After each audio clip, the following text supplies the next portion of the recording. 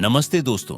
आज हम एक ऐसे विषय पर बात करने वाले हैं जिसके बारे में बहुत से लोग बात नहीं कर पाते, लेकिन यह हमारे दिल के बहुत करीब होता है। वो है जब हमारा जीवन साथी अब हमारे साथ नहीं होता, चाहे वो किसी वजह से हमसे अलग हो गया हो या फिर इस दुनिया से विदा ले चुका हो। उनकी कमी का एहसास हमें अंदर तक झकझोर देता है।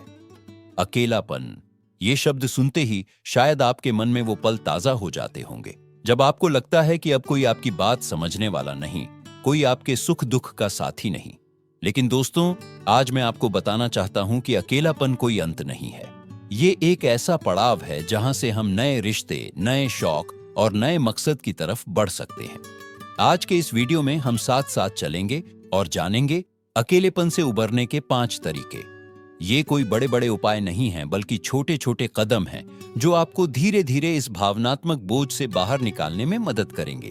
तो चलिए शुरू करते हैं। पहला तरीका, अपनी भावनाओं को स्वीकार करें।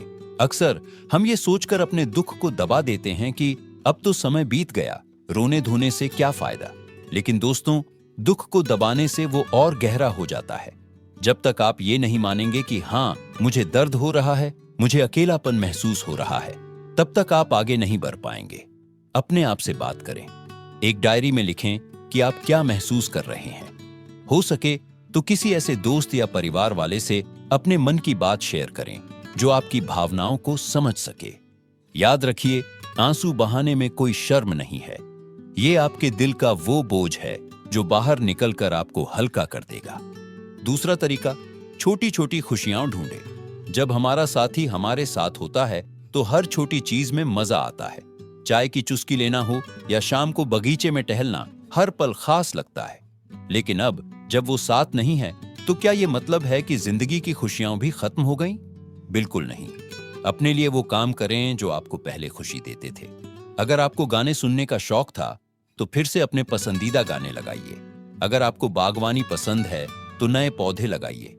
छोटी छोटी चीजों में मजा लेना सीखिए।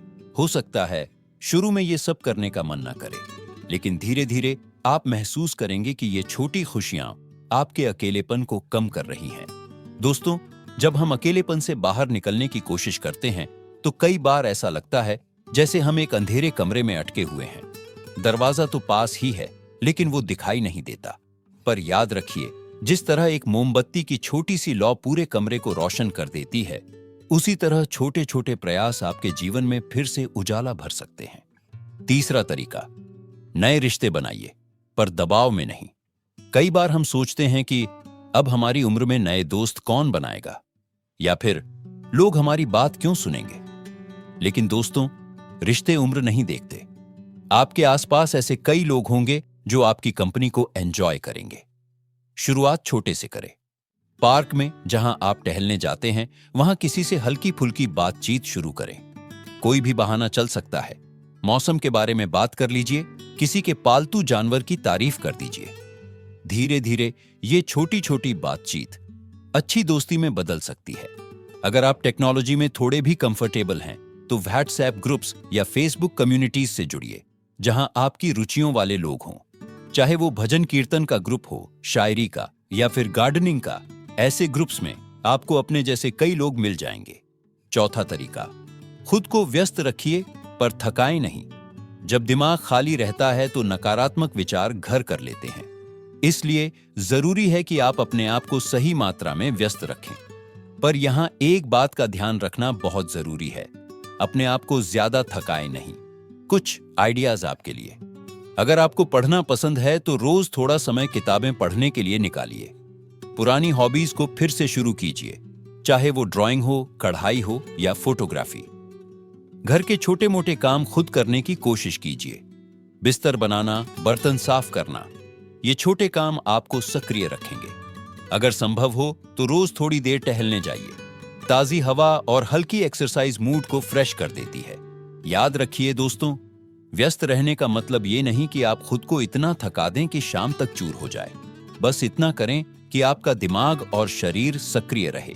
और अब जब हमने नए रिश्ते बनाने और खुद को व्यस्त रखने के तरीके समझ लिए हैं, तो आगे हम बात करेंगे सबसे महत्वपूर्ण बात, खुद के साथ अच्छा व्यवहार करने और नए मकसद तलाशने के बारे में। कभी कभी जीवन हमें ऐसे मोड़ पर ले आता है जहां हमें लगता है जैसे सब कुछ खत्म हो गया, पर असल में ये नई शुरुआत का वक्त होता है। जी हां दोस्तों, अब तक हमने अकेलेपन से निकलने के 4 तरीके सीखे हैं। भावनाओं को स्वीकार करना, छोटी खुशियां ढूंढना, नए रिश्ते बनाना और खुद को व्यस्त रखना।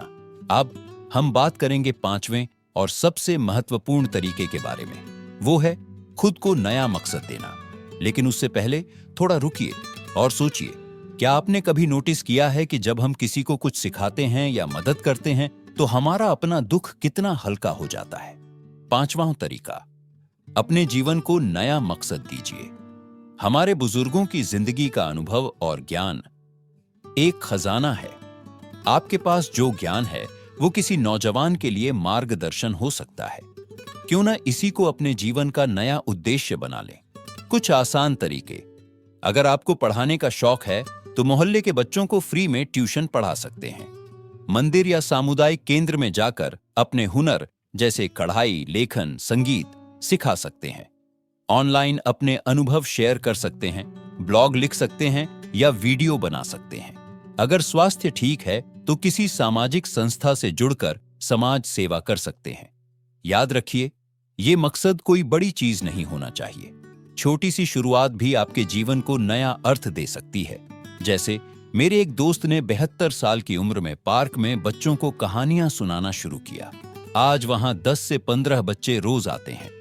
और एक जरूरी बात दोस्तों, जब हम अकेलेपन से जूझ रहे होते हैं तो अच्छी नींद न आना भी एक बड़ी समस्या बन जाती है। क्या आप जानते हैं, 60 की उम्र के बाद हमारी नींद का पैटर्न बदल जाता है। अगर आप भी रातों को करवटें बदलते रह जाते हैं तो मैंने यहां ऊपर 60 की उम्र के बाद कैसे सोना चाहिए वीडियो का लिंक दिया है, जरूर देखें, क्योंकि अच्छी नींद ही आपको तरोताजा महसूस कराएगी। इस वीडियो को अपने उन दोस्तों और परिवार वालों के साथ जरूर शेयर करें जिन्हें इसकी जरूरत हो। नीचे कमेंट में लिखें आपको सबसे उपयोगी कौन सा टिप लगा। चैनल को सब्सक्राइब करना न भूलें ताकि आप ऐसी ही उपयोगी जानकारियां पाते रहें। आज के लिए इतना ही। याद रखिए, हर नया दिन नई संभावनाएं लेकर आता है।